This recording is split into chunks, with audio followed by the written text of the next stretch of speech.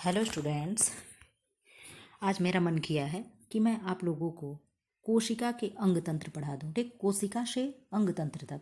ये क्या है? क्लास 8th का साइंस है। ठीक, क्लास 8th साइंस है और आज मेरा मन किया, पता नहीं क्यों, मैं ह्यूमन फिजियोलॉजी पढ़ा दूं। ठीक, तो कोशिका से अंग तंत्र तक हम लोग पढ़ेंगे, बहुत अच्छे से समझाएंगे, थोड़ा थोड़ा करके। कई इसके पार्ट आएंगे क्योंकि चैप्टर लॉन्ग है। ठीक, अब हम लोग अपनी पढ़ाई शुरू करते हैं। ऐसे कहाँ तक हो चुका है? सेकेंड चैप्टर कंप्लीट हो चुका है। जिन्होंने ना देखा हो प्लेलिस्ट में जाएं, वहाँ पे उसमें जाएं, प्लेलिस्ट बना दिए हैं और वहाँ क्रम वाइज दोनों चैप्टर के क्वेश्चन आंसर प्लस विस्तार से जो भी पढ़ाया गया है, बहुत अच्छे से आसान भाषा में विज्ञान को समझें। ठीक, अब हम शुरू करते हैं अपने क्लास को। क्या है? कोशिका से अंग तंत्र तक। इसमें क्या पढ़ेंगे? कोशिका की संरचना एवं कार्य, पादप एवं जंतु कोशिका में अंतर, ऊतक का सामान्य परिचय, तंत्रिका तंत्र एवं अंतर श्रावी ग्रंथियों का परिचय, पौधों में समन्वय हार्मोन। पहले तो कोशिका क्या है? कोशिका को इंग्लिश में क्या कहते हैं? सेल कहते हैं। क्या कहेंगे? सेल कहेंगे, सेल कहते हैं। ठीक, अंग को इंग्लिश में क्या कहेंगे? ऑर्गन कहेंगे। क्या कहेंगे? Organ, ORGAN। क्या कहेंगे? ऑर्गन कहेंगे। ठीक, और अंग तंत्र को इंग्लिश में क्या कहते हैं? Organ system. ठीक, ऑर्गन सिस्टम, SYSTEM। ठीक, क्या कहेंगे? ऑर्गन सिस्टम कहेंगे। तो सेल से लेकर के और ऑर्गन सिस्टम तक हम लोग चीज़ें पढ़ेंगे। ठीक, क्या है? आपने मकान बनते हुए देखा होगा। देखा है कि नहीं देखा? आप लोग अपने घर में ही देखे होंगे, अगर नहीं देखे होंगे तो अगल बगल देखे होंगे। यहाँ ईंट से मिलकर बनता, यह ईंट से मिलकर बनता है। ठीक, घर बनाने के लिए क्या होता है? पहले ईंट चाहिए होता है। न्यू बनाने के लिए क्या है? पहले ईंट चाहिए होता है। बहुत सारी ईंटों को जोड़कर दीवारें खड़ी की जाती हैं और दीवारों से मिलकर कमरा तथा कमरों से मिलकर मकान बनता है। ठीक, देखिएगा, इसको स्टेप बाय स्टेप जोड़ने की कोशिश कर रहा है कि हम लोग की बॉडी कैसे बनी है। ठीक, ठीक इसी प्रकार हमारा शरीर बना है। दरअसल शरीर विभिन्न अंग तंत्रों जैसे पाचन तंत्र, डाइजेस्टिव सिस्टम, श्वसन तंत्र, रेस्पिरेटरी सिस्टम, कंकाल तंत्र, स्केलेटन सिस्टम आदि से मिलकर बना है। ठीक, ये जो मैंने बोला है इनके सब इंग्लिश नेम है। ठीक, अगर आप लोग चाहो तो वीडियो पॉज करके लिख भी सकते हो। ठीक, आदि से मिलकर बना है। ये तंत्र अंगों से मिलकर बनते हैं, जैसे आमाशय यानी स्टमक, छोटी आंत स्मॉल इंटेस्टाइन, नाक यानी नोज, कान यानी ईयर, फेफड़े यानी लंग्स, हृदय यानी हार्ट आदि अंग पुनः छोटी छोटी रचनाओं से मिलकर बने हैं, जिन्हें हम ऊतक कहते हैं। ऊतक यानी टिश्यू कहते हैं। क्या कहते हैं? ऊतक को इंग्लिश में क्या कहते हैं? टिश्यू कहते हैं। टिश्यू की स्पेलिंग क्या होगी? TISSUE, जिन्हें क्या कहते हैं? टिश्यू कहते हैं। ठीक, ऊतक सबसे छोटी रचना कोशिकाओं से मिलकर बने होते हैं। क्या है? ऊतक सबसे छोटी रचना कोशिकाओं से मिलकर बने होते हैं। संसार में अलग अलग प्रकार के जीव हैं जो एक दूसरे से बहुत भिन्न दिखाई देते हैं, परंतु सभी में एक बात समान है। क्या? परंतु सभी में एक बात समान है। एक बात समान है। वो समानता क्या है? एक बात समान है कि सबका शरीर अनेक सूक्ष्म इकाइयों से बना है, जिसे कोशिका कहते हैं। कोशिका यानी किसको कहेंगे? सेल को कहते हैं। क्या कहते हैं? जिन्हें कोशिका यानी सेल कहते हैं। ईंट की तुलना कोशिका से, किससे? ईंट की तुलना हम किससे कर रहे हैं? कोशिका से। ईंटों के समूह की तुलना ऊतक से, दीवार की तुलना अंगों से, कमरे की तुलना अंग तंत्र से और मकान की तुलना पूरे शरीर से करके इस बात को अच्छे से समझा जा सकता है। ठीक, पहले क्या था? पहले ईंट था। ईंट क्या बनाया? दीवार बनाया। दीवार क्या बनाया? कमरा बनाया। कमरा क्या बनाया? एक मकान बनाया। ठीक, इसी तरीके से हमारे शरीर में क्या है? पहले कोशिका है यानी सेल है, फिर क्या है? ऊतक है यानी टिश्यू है, फिर अंग है यानी ऑर्गन है, फिर अंग तंत्र है यानी ऑर्गन सिस्टम है, फिर शरीर है यानी बॉडी है। ठीक है, क्या है? बॉडी है। ठीक, इस तरीके से मिल करके हमारे शरीर का निर्माण हुआ है। तो हमारे शरीर की सबसे छोटी इकाई क्या हो गई? कोशिका हो गई, यानी सेल हो गया। क्या हो गया? सेल हो गया। ठीक, ये क्या है? टिश्यू है। ठीक, SSIUE। ठीक, टिश्यू हो गया। फिर क्या है? ऑर्गन हो गया, ORGEN। ठीक, फिर ऑर्गन सिस्टम हो गया, फिर यहाँ क्या होगा? बॉडी हो गया। इस तरीके से क्या हमारे शरीर की रचना हुई है। अब हम लोग एक एक पार्ट पढ़ेंगे। ये क्या है? कोशिका है। क्या है? कोशिका है। कोशिका को इंग्लिश में क्या कहते हैं? सेल कहते हैं। कोशिका शरीर की रचनात्मक एवं कार्यात्मक इकाई है। क्या है? रचनात्मक एवं कार्यात्मक इकाई है। इसकी संख्या जीवों में अलग अलग होती है, जैसे अमीबा, पैरामीशियम। ठीक, क्या है? अमीबा, पैरामीशियम, युगलिना आदि जीव एक ही कोशिका से बने होते हैं। ये एक कोशिकीय जीव कहलाते हैं। एक कोशिकीय जीव को इंग्लिश में क्या कहेंगे? Unicellular organism. क्या कहेंगे? Unicellular organism. अगर कहो तो मैं इंग्लिश लिख दूं, UNI। ठीक, यूनी CELL ULAR। ठीक, अब क्या होगा? Organism, ORAN, organ NISM। क्या होगा? ऑर्गेनिज्म हो गया। ठीक, यूनिसेलुलर ऑर्गेनिज्म क्या कहेंगे? एक कोशिकीय जीव को कहते हैं। ठीक, इसके उदाहरण कौन है? केचुआ, हाथी, मनुष्य, बंदर, बरगद आदि में अनेक कोशिकाएं होती हैं। ठीक, ये कौन से हैं? ये अनेक कोशिकीय जीव हैं। और एक कोशिकीय जीव कौन कौन है?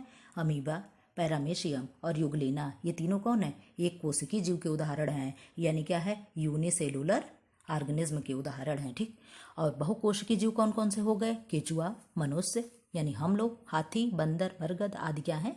बहुकोशिकीय जीव हैं। कोशिकाओं की संख्या चाहे जितनी भी हो, सभी जीवों में पोषण, उत्सर्जन, वृद्धि, श्वसन और जनन जैसी क्रियाएं होती रहती हैं। कोशिका जीवन की आधारभूत संरचनात्मक एवं कार्यात्मक इकाई है। स्ट्रक्चरल और क्या है? फंक्शनल इकाई होती है। कौन? कोशिका। ये क्या है? ये अमीबा है, ये पैरामीशियम है। ये दोनों क्या है? चित्र हैं।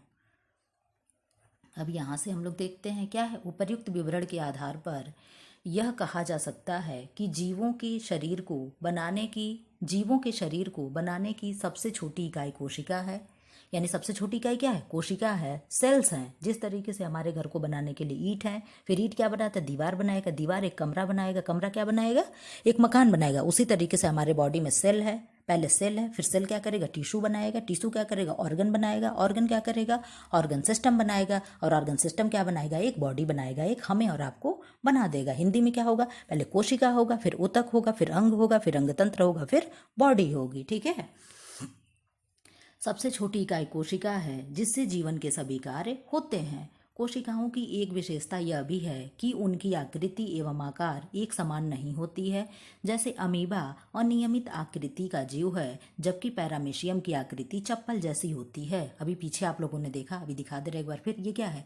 ये चप्पल जैसे ही तो दिख रहा है। ये क्या है? इसी को कह रहा है। ठीक, ये क्या है? यही पैरामीशियम है। और पैरामीशियम का आकार कैसा होता है? चप्पल जैसे होता है। और ये जो अमीबा है, आज इस तरीके से दिख रहा है, कल ऐसे भी दिख जाएगा। ठीक, परसों ऐसे भी दिख जाएगा। क्या? ये अपने आकार को चेंज करता रहता है, बट युगलिना पैरामीशियम अपने आकार को चेंज नहीं कर सकता है। तो क्या कह रहा है? अमीबा अनियमित आकृति का जीव है, जबकि पैरामीशियम की आकृति चप्पल जैसी होती है। बहुकोशिकीय जीवों के शरीर में उपस्थित कोशिकाएं चपटी, गोल, अंडाकार, घनाकार या अनियमित आकृति की भी हो सकती हैं। साथ ही कुछ कोशिकाएं छोटी तथा कुछ बड़ी भी हो सकती हैं। इस प्रकार कोशिका की आकृति और आकार में काफी विविधता होती है। विविधता यानी वैरायटीज होती हैं। ये क्या है? देखिए, गोलाकार है, ये तर्क रूपी है, ये लंबी संखास्ती है। ये सब क्या है? ये सब कोशिका के टाइप हैं, यानी कोशिका के प्रकार हैं। अब यहाँ देखिए क्रियाकलाप 1। क्रियाकलाप 1 में क्या दिया है?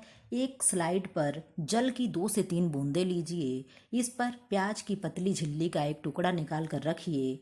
इस स्लाइड पर लाल अभिरंजक यानी सेफ्रेनिन, क्या है? सेफ्रेनिन की एक बूंद डालकर 2-3 मिनट प्रतीक्षा कीजिए। यदि अभिरंजक यानी सेफ्रेनिन अधिक हो जाता है तो पानी डालकर उसे धो लें। साफ स्लाइड पर एक बूंद ग्लिसरीन लें तथा उस पर अभिरंजित प्याज का टुकड़ा रखकर कवर स्लिप से ढक दीजिए। सूक्ष्मदर्शी द्वारा अवलोकन कीजिए। क्या देखेंगे आप? अनेक आयताकार आकृति दिखाई देंगी। ठीक, ये आकृतियां कैसी हैं?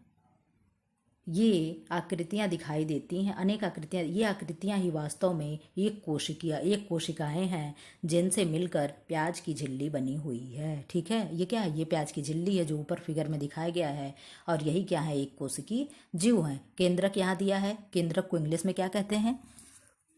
यहाँ दिया है ना, केंद्रक को इंग्लिश में क्या कहेंगे, न्यूक्लियस कहेंगे, ठीक, क्या कहेंगे, न्यूक्लियस कहेंगे। और कोशिका द्रव्य को क्या कहते हैं, साइटोप्लाज्म कहते हैं, ठीक। केंद्रक दिया है, हम केंद्रक की इंग्लिश लिख दे रहे हैं। केंद्रक की इंग्लिश क्या है, न्यूक्लियस है, ठीक, NUCLEUS, क्या है, न्यूक्लियस। कोशिका द्रव्य की इंग्लिश क्या है, साइटोप्लाज्म, ठीक, CYTOPLASM, क्या है, साइटोप्लाज्म, ठीक। अब क्या है, इन्हें भी जाने, किनको जाने, इन्हें भी जाने। सबसे बड़ी कोशिका शुतुरमुर्ग पक्षी का है। शुतुरमुर्ग आप लोगों ने देखा होगा, ठीक, क्या होता है, सबसे बड़ी कोशिका शुतुरमुर्ग पक्षी का अंडा होता है। सबसे छोटी कोशिका किसका होता है, तो माइक्रोप्लाज्म नामक जीव की होती है। यहाँ से प्रश्न बनता, अगर कोई बेटा आप लोग से अगर कोई पूछे सबसे बड़ी कोशिका क्या है, तो आप लोग क्या बताओगे, शुतुरमुर्ग पक्षी का अंडा है। और सबसे छोटी कोशिका क्या है, तो माइक्रोप्लाज्म जीव नामक जीव की है, ठीक, जीव होती है। सबसे लंबी कोशिका तंत्रिका कोशिका होती है, जो 1 मीटर तक लंबी हो सकती है। कोशिका की संरचना, ठीक, स्ट्रक्चर ऑफ सेल्स। कोशिका की संरचना का अध्ययन करने के लिए सूक्ष्मदर्शी की आवश्यकता होती है। कोशिका का अध्ययन सर्वप्रथम रॉबर्ट हुक नामक वैज्ञानिक ने 1665 यानी 1665 में किया था। इन्होंने स्वयं सूक्ष्मदर्शी से कोशिका को देखा था। किसने किया था, रॉबर्ट हुक नामक वैज्ञानिक ने किया था। कब किया था, 1665 में किया था। इन्होंने क्या किया था, स्वयं सूक्ष्मदर्शी से देखा था। किसको, कोशिका की संरचना को। इन्होंने कोशिका की अध्ययन किया था।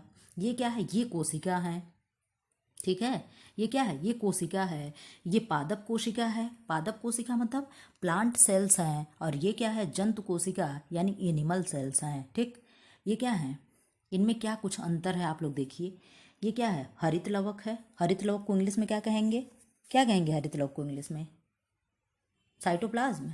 कोशिका भित्ति, रिक्तिका, जल, यानी ये सब क्या है, ये सब वाटर है, जल है। ये क्या है, माइटोकॉन्ड्रिया है। ये क्या है, ये माइटोकॉन्ड्रिया है। ये कोशिका द्रव्य है। ये कोशिका झिल्ली है। ये केंद्रक है। ये क्या है, अंतःप्रद्रव्य जालिका है। और ये क्या है, राइबोसोम्स है। ये सारी चीज़ें क्या है, ये इसमें भी विविधता दी हुई है। माइटोकॉन्ड्रिया जीव में भी पाया जाता है। कोशिका द्रव्य यहाँ पाया जा रहा है। कोशिका झिल्ली पाई जा रही है। केंद्रक यहाँ भी पाया जा रहा है, यहाँ भी पाया जा रहा है।